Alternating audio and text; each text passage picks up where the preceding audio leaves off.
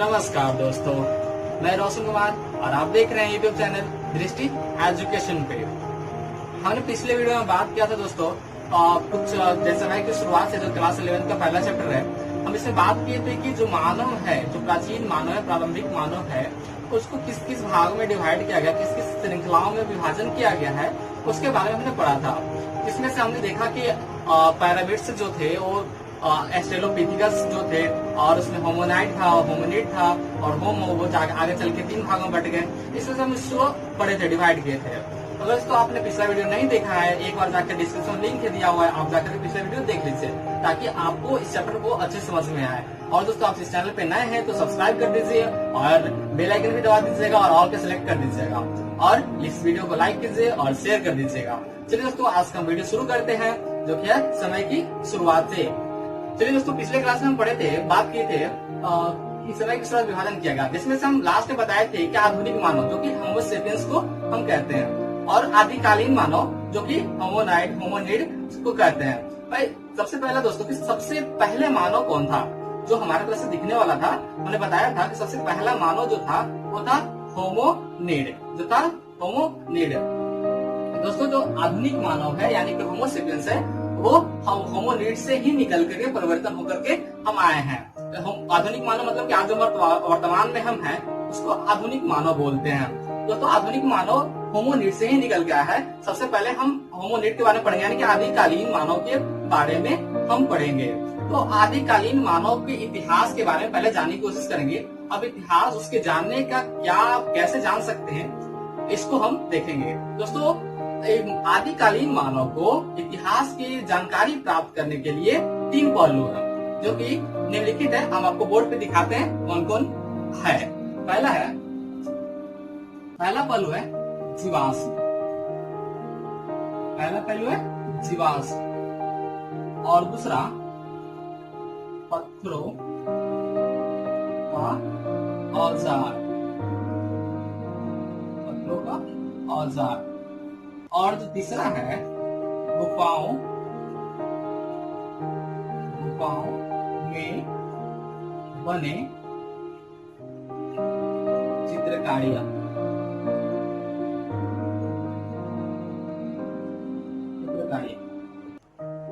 ये 3 पहलू दोस्तों, इसके इतिहासकालीन मानव यानी प्रारंभिक मानव के इतिहास के बारे में जानने के लिए ये 3 पहलू है। पहला पहलू जीवाश्म, जो आपको दिख रहा होगा। जीवाश्म किससे कहते हैं आपको दिख रहा होगा, या फिर हम आगे बताएंगे जीवाश्म किससे कहते हैं अच्छे तरीके से। तो पहला जीवाश्म और दूसरा है पत्थरों का औजार। आपको पत्थरों का औजार भी दिख रहा होगा इधर, किस तरह से आदिकालीन मानव लोग पत्थर के औजार का प्रयोग करते थे। और जो तीसरा है गुफाओं में बने चित्रकारियां। जैसे कि आप मान लो कहीं घूमने जाते हो आप कहीं भी, तो अगर कोई वहाँ पे आपको चित्रकारियां मिलता है तो एक हमारे पूर्वज के द्वारा ही बनाया गया है। उस चीज को देख करके वैज्ञानिक लोग शोध करके पता किए ये जो बनाया गया है आदिकालीन मानव के द्वारा ही बनाया गया है। तो हम इस 3 पहलू बात करते हैं, सबसे एक एक करके हम सब पे बात करेंगे। सबसे पहले हम जीवाश्म के बारे में बात करते हैं। जीवाश्म आखिर क्या है? तो दोस्तों, इसको हम मिटा देते हैं। आप इसे नोट भी कर लीजिएगा, अच्छा रहेगा। बाकी हम लास्ट में आपको प्रोवाइड करेंगे एक वीडियो जिसमें आपको सारे इंपॉर्टेंट क्वेश्चन को उसमें दिया गया होगा। दोस्तों, हम बात करते हैं जीवाश्म। अब जीवाश्म में क्या होता है? दोस्तों, जीवाश्म उसे कहते हैं जो आज से लाखों वर्ष पहले, लाखों नहीं कह सकते, मतलब कई वर्ष पहले, लाखों करोड़ों हजारों, मतलब कई वर्ष पहले जीव जंतु, पेड़ पौधे, चट्टाने, जो कि किसी कारणवश आपदा प्रबंधन हो, प्राकृतिक आपदा हो या मानवकृत आपदा हो, किसी भी आपदा के कारण वह जमीन के अंदर दब गए थे। वो दबने के कारण कई वर्षों के बाद वह एक जीवाश्म के रूप में निकल गया। अभी हम लोग उसको देखते हैं। जैसे मान लो कोई आदमी अगर मर जाता है, जैसे कि कोई आदमी मर जाता है तो वो जमीन में अंदर किसी कारणवश दब जाता है। अगर उसे लाखों साल पहले, लाखों साल बाद या फिर हजारों साल बाद उसे निकाला जाता है, वो सिर्फ और सिर्फ कंकाल बचता है, जो दोस्तों हमारा जीवाश्म कहलाता है। तो दोस्तों, जीवाश्म उसी का आप समझ गए होंगे जीवाश्म किसे कहते हैं। एक बार फिर से बताते हैं हम आपको। पुरानी मतलब प्राचीन काल में जो जीव जंतु, वस्तु, पेड़ पौधे जो किसी कारणवश या प्राकृतिक आपदा या मानवकृत आपदा के कारण जमीन के अंदर दब जाते हैं और अभी जो हम वर्तमान समय में उसे हम प्राप्त करते हैं वो वस्तु या वो चीज जीवाश्म कहलाता है। क्लियर दोस्तों? अब हम देखते हैं कि जो जीवाश्म है, जीवाश्म, तो उससे हमको क्या मिलता है, जीवाश्म से क्यों निकालते हैं उसे भाई? तो जीवाश्म से हमको प्राप्त होता है तो सिर्फ ये पता चलता है, मतलब बहुत सारा पता चलता है, लेकिन हमें मुख्य चीज पता करते हैं उसका, वो है समय। आपको पिछले क्लास में बताए थे भी थे कि 360 लाख साल पुराना है, ये 240 लाख पुराना है, ये 56 लाख साल पुराना है। हम इसको कैसे कर दिए ये 56 लाख साल पुराना है? मैंने वहां पर भी आप एक बताए थे, एक तकनीक बताए थे, इसका नाम था कार्बन डेटिंग तकनीक। तो अब कार्बन डेटिंग तकनीक किसे कहते हैं उसके बारे में हम जानते हैं। दोस्तों, कार्बन डेटिंग तकनीक के द्वारा हम किसी भी चीज को, किसी भी वस्तु को, किसी भी जीवाश्म का हम समय निकालते हैं। समय का मतलब काल निर्धारण करते हैं, ये इतने लाख साल पुराना है, ये इतने लाख साल पुराना है, इतने लाख साल पहले खत्म हो गया था, इतने लाख साल पहले था। तो हम जानते हैं कार्बन डेटिंग क्या होता है और काल निर्धारण कैसे की जाती है, इसको हम जानते हैं। यानी कि नेक्स्ट टॉपिक जो हमारा है वो है काल निर्धारण। काल निर्धारण हम कैसे करते हैं इसका काल निर्धारण?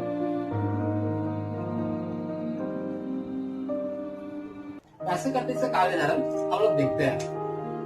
कहते हैं इस काल निर्धारण इसका हम अर्ध आयु के द्वारा करते हैं। अर्ध आयु, अर्ध आयु, अर्ध आयु के द्वारा करते हैं। अब अर्ध आयु क्या होता है? तो कार्बन डेटिंग तकनीक कैसे हम काम करते हैं उसको हम थोड़ा समझते हैं। एग्जाम्पल के लिए हम लेते हैं, जैसे कोई भी, सबसे पहला दोस्तों, किसी भी चीज में कार्बन उपलब्ध होता है, किसी भी वस्तु में कार्बन उपलब्ध होता है, तो हम जो कार्बन डेटिंग तकनीक है उसको हम इस तरह से प्रयोग करते हैं। जैसे कि मैं आपको बता रहा हूँ, जैसे मान लो एग्जाम्पल के लिए एक कोई वस्तु है जिसमें 100 ग्राम कार्बन, 100 ग्राम कार्बन है, तो कार्बन डेटिंग तकनीक ये अर्ध आयु पर काम करता है। मतलब ये कुछ सालों में आधा हो जाएगा, अपने 50 ग्राम हो जाएगा, 50 ग्राम हो जाएगा। यानी कि जो दोनों 50 ग्राम आधा होने के समय जो लगा वो कार्बन पे डिपेंड करता है। जैसा कार्बन होगा उसके हिसाब से इसका आयु होगा। यानी कि अगर कार्बन थोड़ा बढ़िया वाला है, ये 5700 सालों में, लगभग 5700 सालों में ये अपने प्रमुख यानी मुख्य वजन से ये आधा हो जाएगा। और आने वाले 5700 सालों में ये 50 ग्राम का भी आधा हो जाएगा, यानी कि 25 ग्राम। और फिर 5700 सालों में कितना हो जाएगा? 12.5 ग्राम। इस तरह दोस्तों 57 1000 11,000 400 साल के बाद ये अपने से आधा हो जाएगा, 25 ग्राम हो जाएगा, फिर 12.5 ग्राम होगा। इस तरह से घटते चला जाएगा। इस तरह से हम किसी भी वस्तु का काल निर्धारण करते हैं और पता करते हैं ये जो वस्तु है इतने लाख साल पुराना है, इतने समय पुराना है। इस तरह से हम कार्बन डेटिंग के बारे में पढ़ते हैं, समझते हैं और इस तरह से इसका उपयोग करते हैं। हर तरह का कार्बन होता है जिसका अलग अलग आपका समय मिल जाएगा। किसी का 5600 साल होता है, किसी का 5700 साल होता है, तो वो तो कार्बन डेटिंग डिपेंड करता है, लेकिन तकनीक हमारा यही होता है। इसी को हम बोलते हैं अर्ध आयु। ये समझ में आ गया दोस्तों। अब हम थोड़ा सा एक और आपको बताना चाहेंगे, एक और बात बताना चाहेंगे। जो हमारे चार्ल्स डार्विन द्वारा लिखित एक बुक था जिसका नाम था द ऑरिजिन ऑफ स्पीसीज, उसमें बताया गया, वो प्रकाशित लगभग 24 नवंबर 1859 ईस्वी को हुआ था। उसमें बताया गया था कि जो मानव का विकास है, उसमें दलित दिया गया था कि जो मानव का विकास है जो जानवरों के द्वारा हुआ है, यानी कि जो मानव का विकास है वो क्रमिक रूप से जानवरों के विकसित विकास होने के कारण ही हुआ है। तो चार्ल्स डार्विन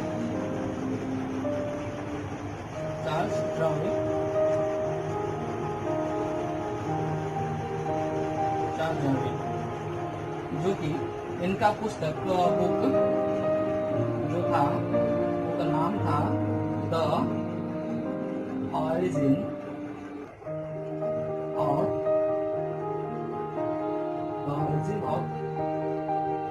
स्पीसीज।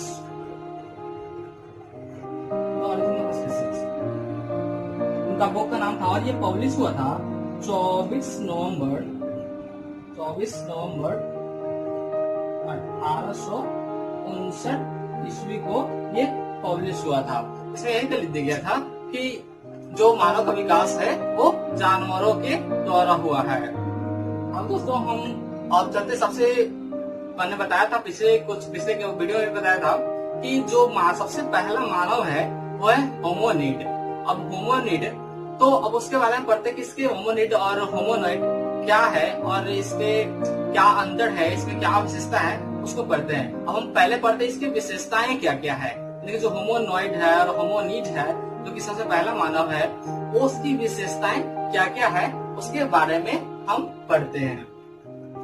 सबसे पहले सबसे पहला मानव जो था, सबसे पहला मानव वो था होमोनिड।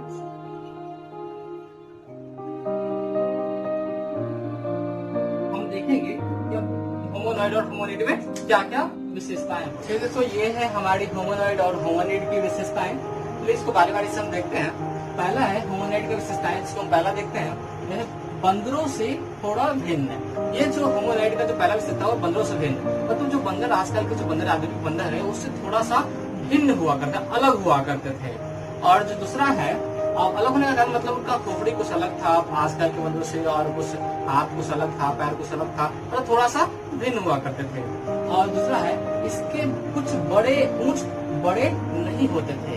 इसका जो पूंछ होते थे वो बड़े नहीं होते थे, छोटे छोटे होते थे, यानी नाक के बराबर कह सकते हैं इनका पूंछ होता था, बहुत ही छोटा हुआ करता था। तीसरा है विकास करने की लंबी अवधि होती थी। विकास करने की लंबी अवधि थी। विकास करने का मतलब है इनमें जो विकसित है, यानी कि परिवर्तन है। जैसे कि आज हमें कुछ बनाना आ गया, जैसे औजार बनाना आ गया, तो इसको परिवर्तन आने में, मतलब आज हमें पत्थर का औजार बनाने आ गया, उसको परिवर्तन करने में, इसे अच्छा बनाने में उनको कई वर्षों लग जाते थे, कई लंबी अवधि लग जाती थी। कई वर्षों मतलब लाखों वर्ष, हजारों वर्ष लग जाती थी। और ये तीनों विशेषताएं हमारे होमोनॉइड की थी। और नीचे देखते हैं होमोनिड की विशेषताएं। इसका पहला था होमोनॉइड समूह का जिन्स, यानी कि वंशज थे। ये जो होमोनिड जो था ये होमोनॉइड के वंशज थे, यानी कि इन्हीं से निकल करके होमोनिड हमारे यहाँ आए। सबसे पहला मानव इन होमोनॉइड है, जो कि उससे ही परिवर्तन होके होमोनिड आया। ये पहला विशेषता है। दूसरा विशेषता दोस्तों कि मानव की सभी श्रेणियां होमोनिड कहलाती है। लेकिन मानव का जितने भी श्रेणियां हैं वो क्या कहलाती है? होमोनिड कहलाती है। मानव की सभी श्रेणियां होमोनिड कहलाती है। ये दूसरी विशेषता है इसकी। और तीसरी है औजार बनाने की कला। मतलब कि जो होमोनिड था इनमें इतना विकास हो गया था, ये औजार बनाने की कला को सीख चुके थे। ये हमारी होमोनॉइड और होमोनिड की विशेषताएं हैं। अब हम पढ़ें। ये दोस्तों देखिए हमारा होमोनॉइड और होमोनिड में अंतर है, इसको आप नोट भी कर लीजिए और बेहतर होगा नोट करना। और ये जो टॉपिक है वो बहुत ही इंपॉर्टेंट टॉपिक है 11th क्लास के लिए और 12th क्लास के लिए भी इंपॉर्टेंट है। तो हम इसको समझते हैं। पहला जो है होमोनॉइड में, पहला जो है मस्तिष्क बड़ा, यानी कि जो होमोनॉइड था उसका मस्तिष्क बड़ा होता है किसके तुलना में? तो होमोनिड की तुलना में। जो होमोनिड है उसकी तुलना में जो है होमोनॉइड का मस्तिष्क बड़ा होता था। और जो होमोनिड है वो होमोनॉइड की तुलना में उसका मस्तिष्क छोटा हुआ करता था। और जो दूसरा अंतर है इसका वह औजार नहीं पकड़ सकते थे, यानी कि जो होमोनॉइड था इनके हाथ की बनावट ऐसी थी जो कि औजार को नहीं पकड़ सकते थे या फिर नहीं बना सकते थे। खैर पकड़ नहीं सकते तो बना भी नहीं सकते थे। और जो होमोनिड था वो औजार बना और पकड़ सकते थे। इनके पास इनकी हाथ की बनावट या बॉडी की संरचना इस प्रकार थी कि वो औजार बना भी सकते थे और पकड़ भी सकते थे और उसका यूज भी कर सकते थे। और जो तीसरा है वह 4 पैरों के बल चला करते थे। अब देखो जो होमोनॉइड था वो 4 पैरों पर चलते थे, यानी कि एक झुक करके चला करते थे 4 पैरों पे। और जो होमोनिड था वो 2 पैरों का बल चला करता था, यानी कि पूर्ण रूप से वो, मतलब पूर्ण रूप से नहीं लेकिन लगभग हमारे द्वारा हम जैसे चलते हैं उस तरीके से चलना शुरू कर दिए थे, प्रारंभ कर दिए थे।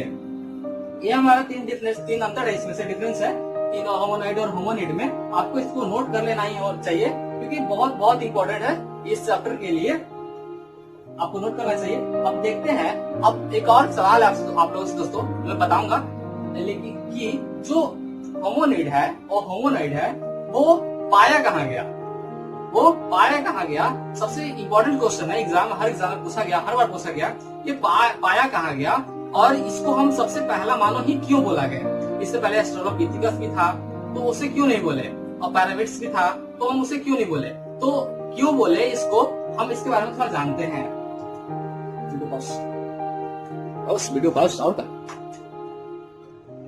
जो पहला मानव था यानी कि होमोनिड, वो जो पाया गया वो था अफ्रीका में। हालांकि पाया गया पूरे दुनिया में, हर जगह पाया गया, लेकिन सबसे ज्यादा पाने की जो जगह था वो था अफ्रीका में, और सबसे ज्यादा और सबसे गहरे स्थान पर जो पाया गया वो अफ्रीका में ही पाया गया। जैसे एज एग्जाम्पल कि कोई वस्तु है, यहाँ पे मान लो कि ये जमीन है और यहाँ पे कोई वस्तु है, ये कोई वस्तु है। कुछ वर्षों में यहाँ पे धूल जम गया, आंधी से पानी से जम गया, कितना, कुछ वर्षों में और जम गया,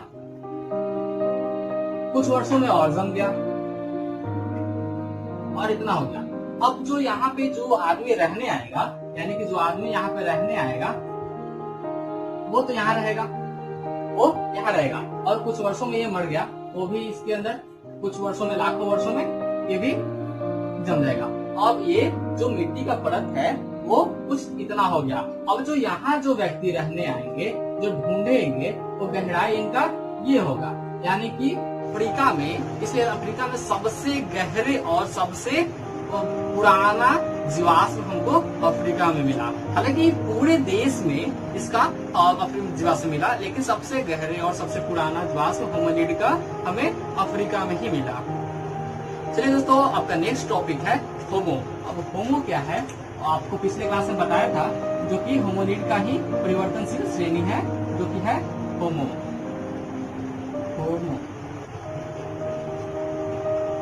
अब होमो का अर्थ क्या है?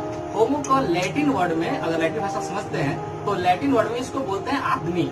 आदमी मतलब स्त्री और पुरुष दोनों, इसको होमो का अर्थ स्त्री और पुरुष दोनों में इसका सम्मिलित किया जाता है, जिसका अर्थ होता है आदमी। अब होमो का 3 श्रेणियां थी, आपको पिछले वीडियो में बताया गया था। तो 3 श्रेणियां थी, वो कौन कौन थी थोड़ा देखते हैं। पहला जो था वो था होमो हैबिलस, दूसरा होमो इरेक्टस, और जो तीसरा था वो था होमो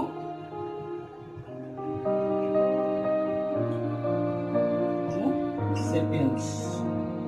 तीसरा था वो था होमो सेपियंस। अब तीनों को हम कैसे पता करेंगे कि होमो हैबिलस का क्या था और होमो इरेक्टस क्या था, होमो सेपियंस क्या था? तो जो होमो हैबिलस था वो था कि ये औजार बना सकता था, औजार बना सकता था।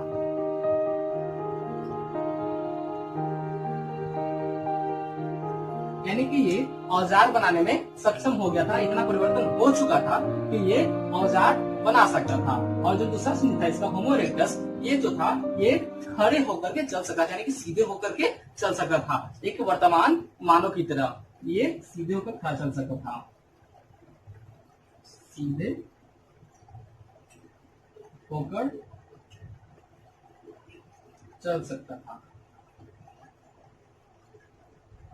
और जो तीसरा है होमोसेपियंस, होमोसेपियंस कहते हैं उसको जो चिंतनशील हो, चिंतनशील करने का मतलब सोचने की क्षमता, उसमें सोचने, समझने, बोलने की क्षमता हो, उसको बोलते हैं होमोसेपियंस। और चिंतनशील व्यक्ति जो क्लास में था वो है होमोसेपियंस, जो कि हम आज से आधुनिक मानव के रूप में जानते हैं, वर्तमान मानव के रूप में हम लोग हैं, उसी को बोलते हैं होमोसेपियंस, यानी कि चिंतनशील।